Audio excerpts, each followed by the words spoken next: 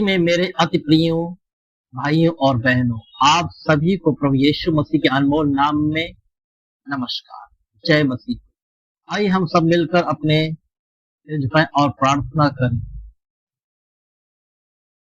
हे हमारे स्वर्गीय पिता, हम आपके पवित्र और महान नाम की स्तुति करते हैं। आप ही सृष्टिकर्ता हैं, आप ही पालनहार हैं और आप ही वह परमेश्वर जो हमारे जीवन की हर परिस्थिति को जानते हैं। और आज हम आपके सामने खाली हाथ नहीं बल्कि विश्वास साथ आए हैं। हम जानते हैं कि आप सुनने वाले परमेश्वर हैं और उत्तर देने वाले परमेश्वर हैं। और इस समय हर एक सुनने वाले के हृदय को छू लीजिए, उनके मन की चिंता को दूर कीजिए, उनकी जीवन की शांति और आनंद से भर दीजिए। ये प्रार्थना प्रभु यीशु मसीह के नाम मांगते हैं। आमीन। Hallelujah, glory to God, hallelujah, glory to God, hallelujah, glory to God, hallelujah, glory to God. प्रभु की स्तुति, हालेलुया, प्रभु की स्तुति हो, हालेलुया, प्रभु की स्तुति हो, हालेलुया, प्रभु की स्तुति हो, हालेलुया, प्रेज गॉड, हालेलुया। मुख्य संदेश, गवाही और जीवन बदल देने वाला ये संदेश है। प्रिय भाइयों बहनों, आज हम एक ऐसी गवाही पर मनन करने जा रहे हैं जो हमें ये सिखाते परमेश्वर कभी किसी को नहीं छोड़ता। ये एक ऐसे परिवार की कहानी जो कभी निर्धनता, बीमारी, चिंता और संघर्ष से घिरा हुआ था। उसके जीवन समस्याएं थी। आर्थिक तंगी, स्वास्थ्य की परेशानी, घर में शांति और भविष्य को लेकर के डर का माहौल था। कई बार उसने प्रयास किया, कई बार उसने लोगों से उम्मीद रखी, लेकिन उन्हें निराशा ही लगी। लेकिन एक समय ऐसा आया जब उन्होंने मनुष्य पर नहीं बल्कि परमेश्वर भरोसा करना शुरू किया।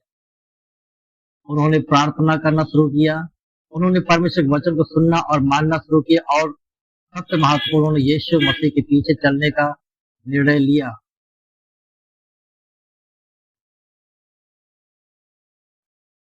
परिवर्तन की शुरुआत हुई और यहीं से उनके जीवन बदलाव शुरू हुआ। जहां पहले बीमारी थी वहां चंगाई आने लगी, जहां पहले चिंता थी वहां शांति आने लगी, जहां पहले रुकावटें थी वहां रास्ते खुलने लगे, जहां पहले टूटन भरी जिंदगी थी वहां निर्माण होने लगा। धीरे धीरे उनका घर बदलने लगा, उनका परिवार बदलने लगा और उनका जीवन एक नई दिशा में जाने लगा। मेरे प्रियो, बाइबल के सत्य हैं कुछ बातें बाइबल हमें सिखाती है। भजन संहिता 113 का 7-8, और निर्धन को धूल में से उठाता है और कंगाल को घोड़े पर से उठा करके प्रधानों के संग बैठाता है। यह वचन केवल पढ़ने के लिए नहीं, यह जीने के लिए भी है। परमेश्वर की परिस्थितियां नहीं बदलता, बल्कि परमेश्वर व्यक्ति का जीवन, उसकी पहचान और उसका भविष्य बदल देता है। प्रभु की स्तुति हो, हालेलुया, प्रभु की स्तुति हो, हालेलुया। दुख से आनंद परमेश्वर की एक महान प्रतिज्ञा है और प्रभु यीशु कहते हैं यूहन्ना 16:20 में, तुम रोगे विलाप करोगे पर तुम्हारा दुख आनंद में बदल जाएगा। ये भाइयों बहनों, आज का वचन आज भी सच है। अगर आप अपने जीवन में दुख में हैं, अगर आप रो रहे हैं, अगर परिस्थितियां कठिन हैं, याद रखिए ये अंत नहीं बल्कि अभी आपकी शुरुआत है। परमेश्वर आपके दुख को आनंद में बदल सकता है। यीशु में विश्राम है। ये सब परिश्रम करने वाले बहुत दबे लोगों मेरे पास, अब मैं तो विश्राम दूंगा। जब इंसान थक जाता है तब परमेश्वर उसे शांति देता है। हालेलुया, कितना महान परमेश्वर का कार्य है।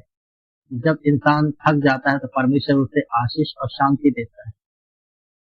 यदि हम देखें, वही सच्चा विश्राम देते हैं। यदि जीवन के अंत में हम देखें, निष्कर्ष पहुंचते हैं, ये गवाही हमें सिखाती है कि परमेश्वर आज भी जीवित है। कोई भी परिस्थिति स्थायी नहीं है। विश्वास और प्रार्थना सब कुछ बदल सकती है। लोग ठुकरा सकते हैं लेकिन परमेश्वर कभी नहीं ठुकराता है। कभी कभी लोग आपको समझ नहीं पाएंगे, कभी ताने देंगे, कभी आपको आपकी गवाही को छोटा समझेंगे, लेकिन परमेश्वर अपने समय पर सब कुछ सुंदर बना देता है। आज ही अपने जीवन का निर्णय लें। आज हम भी ये निर्णय लेते हैं, मैं यीशु के पीछे चलने का निर्णय लिया है और मैं पीछे नहीं हटूंगा। I have decided to follow Jesus. No turning back, no turning back. अंतिम प्रार्थना। आइए हम एक बार फिर से प्रार्थना करें। हे स्वर्गीय पिता, हम धन्यवाद करते हैं कि आपने हमारे दुखों को आनंद में बदलते हैं।